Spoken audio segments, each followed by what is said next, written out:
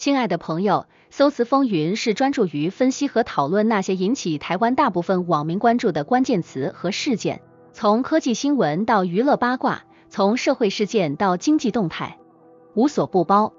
加入我们的频道，让我们一起探索这些话题背后的故事，洞察时代脉搏。我们的视频分为5段，分别为排名前5的台湾热搜词，你可以在进度条上看到段落标签。感谢你们一直以来的支持和鼓励。如果你喜欢我们的频道，请点赞支持，谢谢观看。Hot Search 1。近日，独行侠对雷霆这一关键字在台湾 Google 趋势上的搜索量激增，这不仅仅是因为独行侠在 NBA 季后赛中的出色表现，而是背后深层的文化和社会原因。首先 ，NBA 在台湾拥有庞大的粉丝群体，独行侠的每一场比赛几乎都被当作节日般观看和讨论。此外，球星如 Luka Doncic 和 PJ Washington 的出色表现，让他们成为了台湾年轻篮球爱好者的偶像。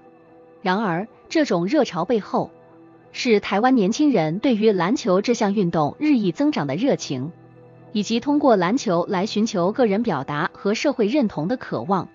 NBA 的每一场胜负不仅仅是比分的胜负，更是文化的交流和个人理想的体现。那么，这种热潮是否会使得篮球在台湾的校园和社区中变得更加普及？未来，我们是否会看到更多台湾本土的篮球明星在国际赛场上发光发热？在这个全球化的时代，一个美国的篮球队伍和比赛，为何能在台湾引起这样的社会现象？这是否说明了全球文化的同质化，或者是台湾特有的文化现象？你觉得在未来的某一天，会有来自台湾的球员在 NBA 赛场上为独行侠效力吗？请在评论区分享你的想法，帮助网友了解我们都应该努力追求的普世价值。Hot Search 2。在台湾新北市三来区的一个不眠之夜，一场突发的火灾在印刷工厂内爆发，瞬间引起了全国的关注。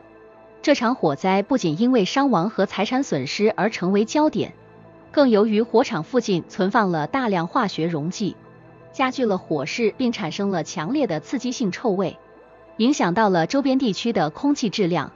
网上的讨论瞬间爆炸，三来火灾成为热搜词，社交媒体上充斥着关于火灾的新闻、图片和视频，居民们担心自己的健康和安全，紧急疏散和关闭门窗成为临时的自保措施。但是，这种事件背后隐藏的更深层问题是什么？是工业安全标准的缺失，还是对危险化学品管理的疏忽？这场火灾不仅考验了当地政府的应急反应能力，也对居民的生活安全构成了直接威胁。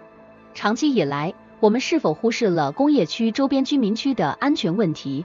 我们如何平衡工业发展和居民安全？此外，火灾之后的恢复工作也同样重要。如何确保受影响区域的彻底清理和安全评估，以防未来类似事件的发生？这场火灾应成为一个警醒，提醒我们必须重新审视和加强工业安全与环境保护措施。在此事故中，普通人如何确保在类似情况下的安全和健康？你是否了解在紧急情况下应采取的适当措施？请在评论区分享你的想法，帮助网友了解我们都应该努力追求的普世价值。Hot Search 3。许富凯这个名字在台湾乃至整个华语音乐界都不是一个陌生的词汇。作为金曲奖得主，许富凯的歌声影响了无数华语音乐爱好者的心。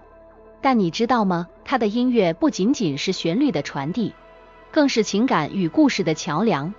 在最近的高雄演唱会上，许富凯不仅吸引了普通歌迷，连金曲歌后田馥甄都带着家人来观看。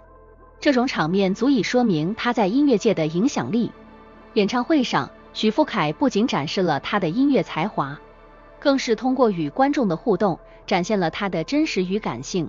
从他的歌词中，我们可以感受到他对生活的热爱，对家人的思念，以及对未来的憧憬。然而，背后的故事总是充满艰辛。许富凯的音乐旅程并非一帆风顺，他如何在面对生活挑战和个人失落时，依然保持创作的热情和生活的希望。这是一个关于如何通过坚持和热爱克服困难的故事，也是关于一个艺术家如何用音乐影响和启发他人的故事。在这个快节奏的世界中，每个人都可能面临压力和挑战，但许富凯的故事提醒我们，通过坚持自己的热情和爱好，我们可以找到克服困难的力量。那么，你有没有类似许富凯这样的经历，通过自己的热爱找到了前进的动力呢？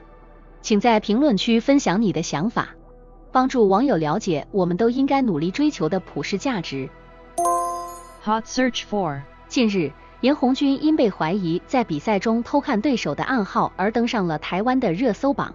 这不仅是因为他的行为可能违反了体育比赛的公平性，更因为他是台湾职业棒球联盟中的知名捕手，其所在的乐天桃猿队亦是众多球迷的支持对象。在体育比赛中，尤其是团队运动如棒球，每个队员的行为不仅代表个人，也代表着整个队伍。偷暗号这一行为，在体育领域被普遍认为是不道德的，因为它违背了比赛的公平精神。但另一方面，一些人可能会认为，探查对手的策略也是竞技体育中的一部分。严红军的这一争议事件，不仅触动了体育道德的敏感神经，也引发了关于职业体育如何平衡竞争与公正、表现与道德的更广泛讨论。这种争议如何解决，不仅影响到球员个人的职业生涯，也可能影响到整个台湾职业棒球的形象和发展。那么，这一事件对于普通人有何启示呢？在我们日常生活中，是否也存在着类似的偷看暗号的行为？我们该如何在竞争与公平之间找到平衡点？请在评论区分享你的想法，帮助网友了解我们都应该努力追求的普世价值。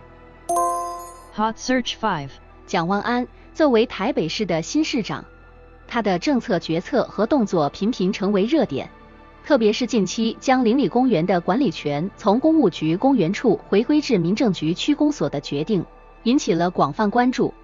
这一决策不仅反映了蒋万安对市政管理的新思路，也可能预示着他对于更广泛的行政改革的态度。蒋万安此举被视为是对前市长柯文哲政策的直接调整，这种不随潜力的行政作风，让人关注他未来的政策方向及其对台北市政治、经济和社会生活的潜在影响。通过回归民政局管理，蒋万安强调了提高效率和响应市民需求的重要性。这一点从多个里长对此政策的积极反响中可以看出，这种政策的变动不仅仅是一个简单的管理权的转移，它涉及到的是如何更有效地管理和改善市民的日常生活环境。邻里公园作为城市居民日常生活的一部分，其管理质量直接影响到市民的生活质量和对政府的满意度。蒋万安此举可能会成为他政治生涯的一个重要转折点，也可能成为未来选举和政治评价的关键因素。而这一切的调整，是否真的能带来预期的正面效果？市民的日常生活会有哪些可感知的改变？这是否预示着台北会有更多类似的政策刷新？这些问题值得每一个关心台北发展的市民思考。